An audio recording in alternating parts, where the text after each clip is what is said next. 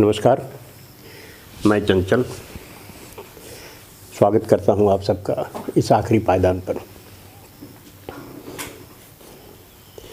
उत्तर प्रदेश में हूं और इस समय उत्तर प्रदेश में धीरे धीरे गर्मी बढ़ रही है, सियासी गर्मी। और सबसे दिलचस्प बात यह है कि इसके सारे आंकड़े, सारे जद्दोजहद, सारे मसाइल सब गड्ढमड्ढ हो गए हैं, जिसे कह सकते हैं कि एक पूरा घर ही करीने में नहीं है।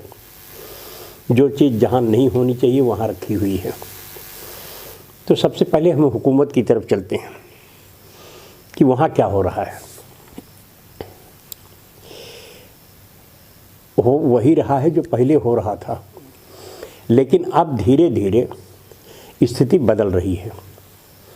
स्थिति बदलने का मतलब कि लोग सोचने समझने और बात करने लगे हैं, सवाल उठाने लगे हैं।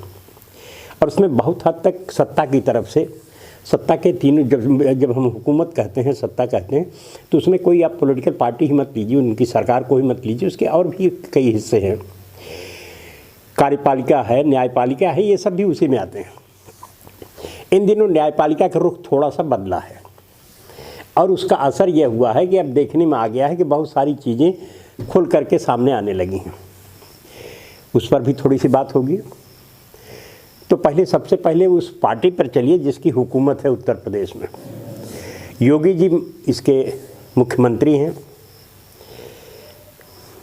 और उनकी सरकार है। कहा जा रहा है कि भाजपा की है, लेकिन भाजपा और योगी जी में थोड़ा सा आपको फ़र्क करना पड़ेगा।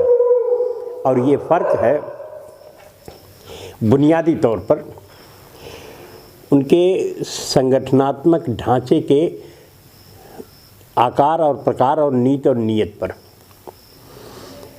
सब जानते हैं कि भारत दुनिया का सबसे बड़ा लोकतंत्र है और इस लोकतंत्र के सबसे बड़े ओहदे पर बैठी हुई पार्टी एक झूठ पर खड़ी है। और वो झूठ बहुत मामूली नहीं है, बहुत बड़ी है। सब जानते हैं कि ये सरकार संघ से प्रेरित है, संघ की बनाई हुई है और संघ कहता है कि वो राजनीतिक संगठन नहीं है। इतना ही नहीं, संघ का रजिस्ट्रेशन भी अभी तक भारतीय संविधान के हिसाब से नहीं हुआ है। न उसका कोई हिसाब होता है, न उसका कोई तवज्जो दिया जाता है। साफ साफ उनका संगठन कहता है कि हम तो वो राजनीति से, सियासत से हमारा कोई लेना देना नहीं, हम तो एक रचनात्मक संगठन चलाते हैं जिसका रिश्ता आर्ट और कला वगैरह से है, संस्कृति से है। दिलचस्प बात यह है कि जितने भी नेता निकले भाजपा के, वे सब के सब आरएसएस के प्रचारक रहे हैं। चाहे अटल बिहारी वाजपेयी हों, अडवाणी हों, कोई भी हो, बलराज मधोक से लेकर के अब तक के तमाम सारे, इंक्लूडिंग इनको भी जोड़ते चलिए, मोदी साहब को भी, ये सब के सब आरएसएस से आए हुए हैं। योगी साहब का बैकग्राउंड आरएसएस नहीं है, उनका नाथ पंथ से एक रिश्ता है। और नाथ पंथ जो है ये बहुत हद तक ये सेकुलर है। ये इसके यहाँ धार्मिक और वो सब कट्टरता नहीं है। लेकिन चूँकि सुविधा के लिए योगी जी ने मोदी साहब को पकड़ लिया और मोदी साहब के लिए मजबूरी भी बन गई, इसलिए कि उनके पास उत्तर प्रदेश में कोई इस तरह का नाम नहीं था जिनको लेकर के वो संगठन चला सकते या सरकार चला सकते थे।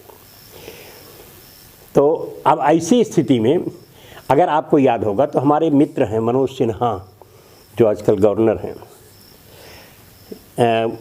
जम्मू कश्मीर में, उनका मुख्यमंत्री बनना तय था, गाजीपुर से हैं। लेकिन एन वक्त पर उनको सब कुछ तय हो चुका, प्रोटोकॉल मिल गया, उनके साथ डीएम एसपी सब लग गए, उनके घर तक जा रहे थे बेचारे। रास्ते में अचानक मनोज सिन्हा को बुला लिया गया कि साहब अब आपकी जगह पर मुख्यमंत्री बनेंगे योगी जी। ये योगी जी उनकी पसंदीदा मुख्यमंत्री नहीं है। योगी जी अपने दम पर, अपने बूते पर, अपनी तबीयत पर, अपने मिजाज पर और अपने संगठनात्मक ढांचे और तेवर के चलते उत्तर प्रदेश के मुख्यमंत्री बने। दिलचस्प बात यह है कि इनमें और उनमें ये भी इनका जो संगठन है हिंदू वाहिनी, इसमें साफ साफ इनका संविधान कहता है और मोदी साहब, योगी साहब खुद कहते हैं कि हमारा राजनीति से कोई लेना देना नहीं है। ये दोनों संगठन राजनीति से लेना देना नहीं है। योगी जी के पास कम से कम एक चीज़ प्लस पॉइंट में है, धनात्मक है, और वो है कि ये संगठन कम से कम रजिस्टर्ड तो है, लेकिन उनका संगठन संघ तो रजिस्टर्ड भी नहीं है। तो हिंदुस्तान में खींचातानी संगठन के अंदर जो चल रही है और किसी से छिपी हुई बात नहीं है कि एक सरकार के अंदर दो दिमाग, दो दल, दो विचार आज टकराने की स्थिति में खड़े हैं। और खड़े क्या है, बहुत दिनों से चल रहा है, लोग तलब किए जाते हैं, बातचीत होती है। अभी मुझे लगता है कि किसी समझौते पर मामला पहुंचा नहीं है। फिर भी आज योगी जी भाजपा के लिए एक तो सहूलियत भी हैं और सरदर्द भी हैं, दोनों काम कर रहे हैं। तो ये तो उनकी पार्टी का हिस्सा है, उनके अंदरूनी हिस्से में। और हिंदू वाहिनी और स्वयं सेवक संघ के बीच में एक तफर्रका आया हुआ है, वो चलेगा अपना, अब वो बना रहना है। अब दूसरी तरफ अपनी सोची समझी चाल के तहत मोदी सरकार के प्रचार विभाग ने उत्तर प्रदेश के सबसे बड़े सूबे उत्तर प्रदेश में एक अजीब खेल खेला जो अक्सर वो खेलते हैं, और वो खेल है कि अपनी मुखालफत तो खुद लेकर के चलते हैं। मतलब अपना विरोधी वो तैयार करते हैं, उसको जहाँ जहाँ जाते हैं वहाँ लेते जाते हैं। मसलन बनारस को देख लीजिए, बनारस में वो केजरीवाल को लेकर के गए, ये उनका अपना आदमी है, सब जानते हैं, और उसका लंबा इतिहास है। आप कहें तो मैं संक्षेप में थोड़ा सा बता दूं कि ये आरएसएस के लोगों का खेल था, ये अन्ना हजारे, बाकी और कुछ नहीं था। इस पर विस्तार से बात हो चुकी है, और उसी अन्ना हजारे की देन है ये केजरीवाल। तो केजरीवाल साहब ये बनारस गए चुनाव लड़ने के लिए मोदी साहब के खिलाफ। अगर आपको याद होगा तो कांग्रेस से मुकाबला है इनका बनारस में, लेकिन इस मुकाबले को इन्होंने तब्दील किया केजरीवाल में। एक साथ दोनों काम कर रहे थे कि अपना भी प्रचार कर रहे थे और केजरीवाल का भी प्रचार कर रहे थे। तो ये प्रायोजित विपक्ष भी रखते हैं अपने पास।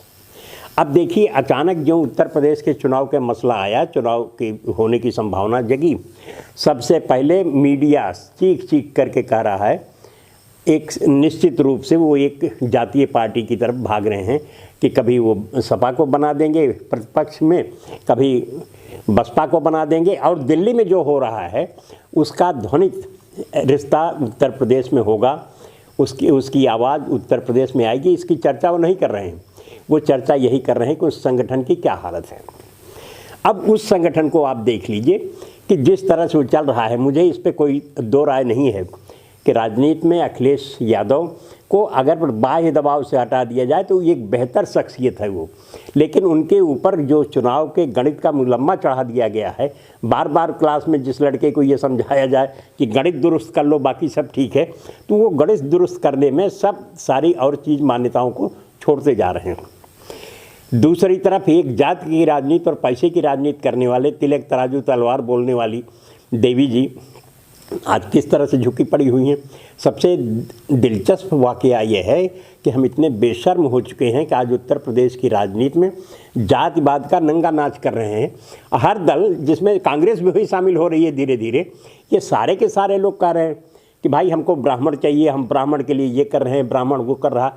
मतलब बाकी और सारे के सारी जातियाँ जो हैं, हमारा फैसला हुआ है कि हम अपने संविधान के तहत ये सारे सवाल नहीं उठाएंगे, जद्दोजहद इस सवाल पर नहीं होगा, लेकिन वहीं घूम टहल करके फिर हम जातीय राजनीति पर आ रहे हैं।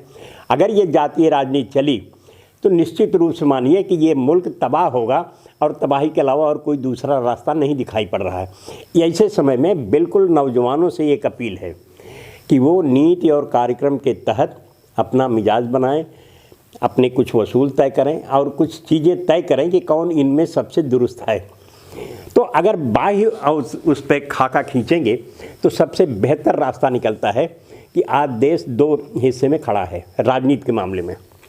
एक तरफ भाजपा का ताल तिकड़म जाल बट्टा ये है, और दूसरी तरफ एक दूसरी संस्कृति है, पुरानी है, जो हजारों सैकड़ों साल से हमारे साथ चली है, वह है कांग्रेस की। लड़ाई इन्हीं दो संस्कृतियों के बीच में है। मैं व्यक्तियों के बारे में चर्चा नहीं करूंगा, और करेंगे तो यकीनन कांग्रेस से बेहतर किसी और पार्टी के पास नेता नहीं है। ये दीगर बात है कि वो खा के इतने मोटे हो गए हैं कि अजगर की तरह बैठे हुए हैं। और बार बार जब हमसे पूछा जाता है कि भाई आपके नेता कहाँ दिखाई नहीं पड़ रहे हैं, कब निकलेंगे, हमने कहा कि देखिए जब सरकार बनने लगती है तब कांग्रेस ही निकलता है। कांग्रेस की आदत है कि जब वो सत्ता के बाहर रहेगा तो या तो हाइबरनेशन में चला जाएगा या फिर वो हट जाएगा रास्ते से, लेकिन सत्ता बनते ही फिर उसके अंदर आ जाएगा वो। और इनसे बेहतर किसी के पास नेतृत्व नहीं है। देश की राजनीति में कांग्रेस और भाजपा का मुकाबला होना है। अब जिसको लेकर के उत्तर प्रदेश में भड़काया जा रहा है कि साहब यहाँ पर ये है, यहाँ पर ये है, ये इनकी सोची समझी चाल है। और उस चाल को नाकाम करने के लिए आप लोग मेहरबानी करके विपक्षी एकता को एक करिए, जनतंत्र कायम हो, इसके बाद फिर आपस में लड़ते भिड़ते पड़े रहिए, वो कोई दिक्कत नहीं है। लेकिन कम से कम हाँ, इस मुल्क में एक संवैधानिक गणतंत्र फेडरल गवर्नमेंट तो तैयार हो, जहां सोच समझ करके और अच्छी स्कीमें चलें। हमको बहुत आगे जाना है।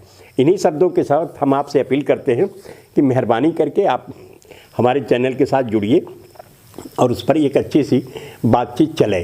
और जब ये चलेगी और एक संवाद बनेगा तो हो सकता है कि कोई रास्ता निकल सके। धन्यवाद।